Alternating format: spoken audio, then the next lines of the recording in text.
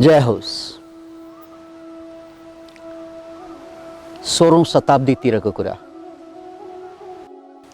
दिल्लीको गद्दीमा शहनशाह औरंगजेब थिए। उनी अत्यन्त चतुर, क्रूर र शक्तिशाली। उनले आफ्ना सेनालाई राजस्थान हमला गर्न खटाइदिए। ठूलो दल बल सहित औरंगजेबका सैनिकले मेवाडमाथि हमला बोले। त्यो बेला मेवाडका शासक राजा राजसिंह थिए। उनले तुरन्तै आफ्ना भरपर्दा कमान्डर, भरपर्दा सेनापतिलाई बोलाउन पठाए, किनकि त्यो युद्धमा सेनापतिले बाहेक अरू कसैले पनि त्यो युद्ध ह्यान्डल गर्नै सक्दैन। जित्न त परै जाओस्, ह्यान्डलै गर्न सक्दैन। सवाल औरंगजेबको फौजसँग लड्नु थियो। रतन सिंह थियो सेनापतिको नाम। रतन सिंह संयोगवश त्यही बेला बिहे गरेको 7 दिन मात्रै बिताएर बसेका थिए। अझै पुरा हनीमुनको मुडमा थिए। एकातिर हनीमुन चलिरहेको थियो, अर्कोतिर राज आज्ञा। तर तुरन्तै आउनु पर्यो दरबारमा। नजाउँ देशको सवाल, राजा आज्ञा। जाउँ हनीमुन अहिले भर्खर सुरु भएको थियो। र फेरि युद्धमा गइसकेपछि जिउँदै फर्किन्छ या मरेर समाप्त हुन्छ त्यो केही पनि थाहा छैन। त्यो पनि औरंगजेबको सेनाहरूसँग लड्नु पर्ने। उनी बडो दोधारमा परे। बेला बेला लागेको पनि थियो कि रानीलाई लिएर, आफ्नो श्रीमतीलाई लिएर भाग्दिउँ, छोड्दिउँ। यो के यो संसारको जन्जालमा बस्ने? के यो खानलाई या आफ्नो जीविका उपार्जन गर्नलाई त जुनै काम गरे पनि हुन्छ, यो जानै किन दिनु पर्यो? यस्ता अन्तर्द्वन्द्व खुबै चलेको थियो। तैपनि अन्ततः उनी जान बाध्य भए। र लडाइँमा जाँदा हरेक दिन उनले आफ्ना एकजना सैनिकलाई पठाउँथे घरमा। जाऊ मेरो श्रीमतीलाई गएर भन्नु, मलाई नबिर्सनु, म जसरी पनि फर्कन्छु, मलाई नबिर्सनु, जसरी पनि फर्कन्छु, यो समाचार सुनाइदिनु। हरेक दिन एउटा न एउटा सेना आउँछन् घरमा र समाचार सुनाउँछन् कि मलाई नबिर्सनु भन्ने समाचार। यो कुराले उनले बिहे गरेकी रानी, जसलाई हाँडी भनिन्छ, त्यो हाँडी रानीलाई भित्रैबाट एउटा कुरा के खल्न थाल्यो भने यिनी देशलाई रक्षा गर्न गएका सेनापति, तर याद जम्मै उनको मतिर छ। यस्तो मान्छेले युद्ध जित्नै सक्दैन, किनकि उनी पनि सेनापतिकै छोरी थिए, पूर्व सेनापति। त्यसकारण उनलाई राम्ररी थाहा थियो कि यदि मेरो श्रीमानले बार बार मलाई याद गर्यो भने उनी त मारिन्छन् नै, त्यो ठुलो कुरा भएन एउटा मान्छे मर्ने, तर राष्ट्र समाप्त हुन्छ। अब यिनले त राष्ट्र समाप्त पारिदिन्छ। त्यो राष्ट्रभित्र मेरा आमा बाबा, परिवार र अरू जनता सबै छन् त्यहाँ। त्यसकारण उनले बडो गम्भीर भएर दिन रात सोच्न थाले। अब कसरी मोटिभेट गर्ने? यहाँ लड्नुपर्छ र लडेर पुग्दैन, जित्नुपर्छ।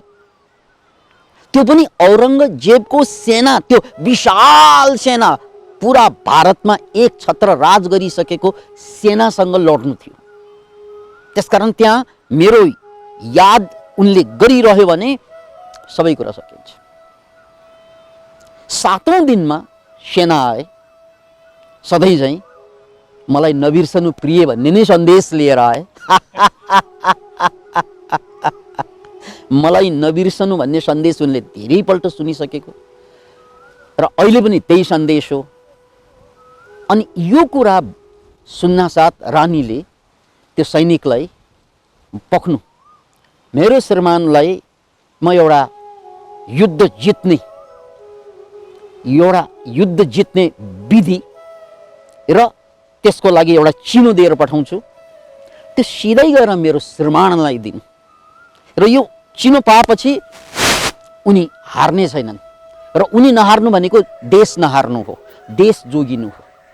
त्यसकारण सैनिक मेरो यो चिनो लिएर जानु।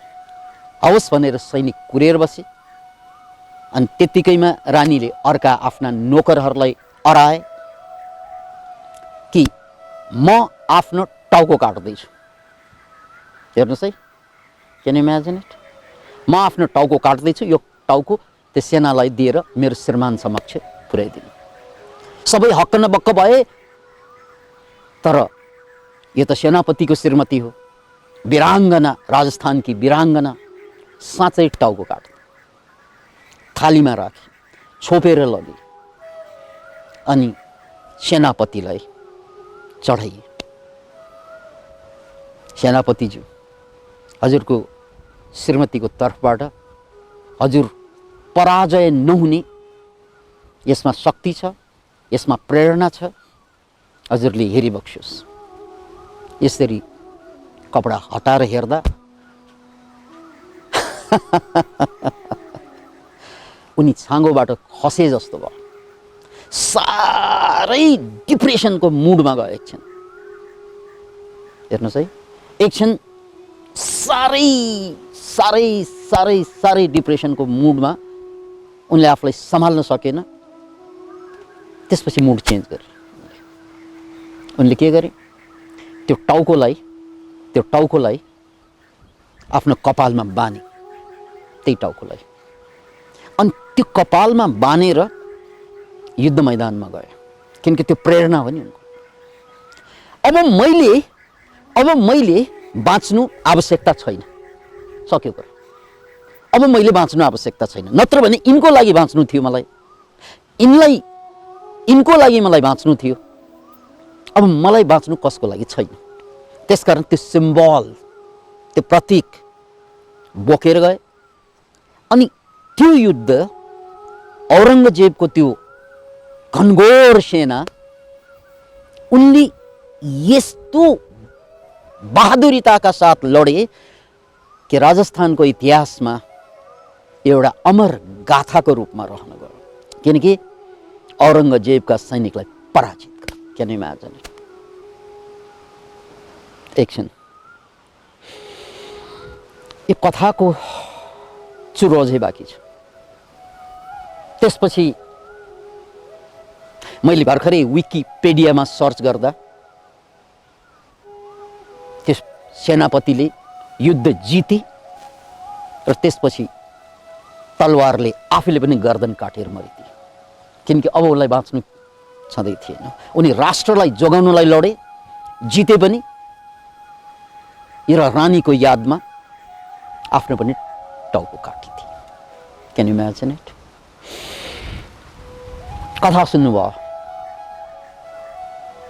यो बडो हृदय विदारक कथा छ, तर सन्देश कुनै दार्शनिकको मुखारविन्दबाट निस्कने सन्देशभन्दा कम छैन, कुनै मुक्त पुरुषको बोली वचनभन्दा कम छैन।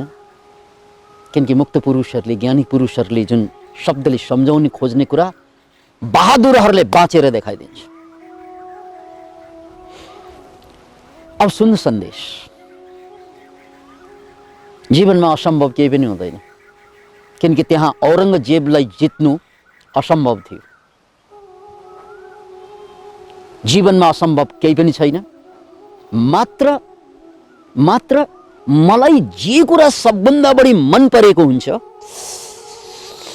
मान्छेको जीवनमा यस्तो हुन्छ नि, कसैलाई पैसा यस्तो हुन्छ, कसैलाई पत्नी हुन्छ, कसैलाई पद हुन्छ, कसैलाई इज्जत हुन्छ, भाँडमे जाओस्। सबभन्दा मन परेको चिजलाई फाल्न सक्यो भने सबभन्दा महत्त्वपूर्ण कुरा जीवनमा तब मात्र अवतरित हुन्छ। याद राख्नुहोस् यो कुरा, सबभन्दा महत्त्वपूर्ण कुरा तब मात्र आउँछ जब मलाई सबभन्दा मन परेको कुरा मैले यो घाँसलाई फाले जस्तै फुट्ट फाल्न सक्छु नि, त्यो बेला मात्रै यहीँनिर चुक्छन् मान्छेहरू। ऊ सबभन्दा महत्त्वपूर्ण कुरा पनि खोज्छ र साह्रै मन परेको कुरा मरि नै छोड्नु पनि सक्दैन। त्यसकारण ऊ जन्म जन्म घाँस जस्तै जन्मिन्छ, घाँस जस्तै अरूबाट कुल्चाएर बाँच्छ र घाँस जस्तै सधैँको लागि समाप्त हुन्छ। यो हाँडीको रानीको कथाले यही सन्देश दिएको छ कि सबभन्दा महान कुरा प्राप्त गर्नु छ भने सबभन्दा मनपर्ने कुरा बलिदान गर्न सिक। जय होस्।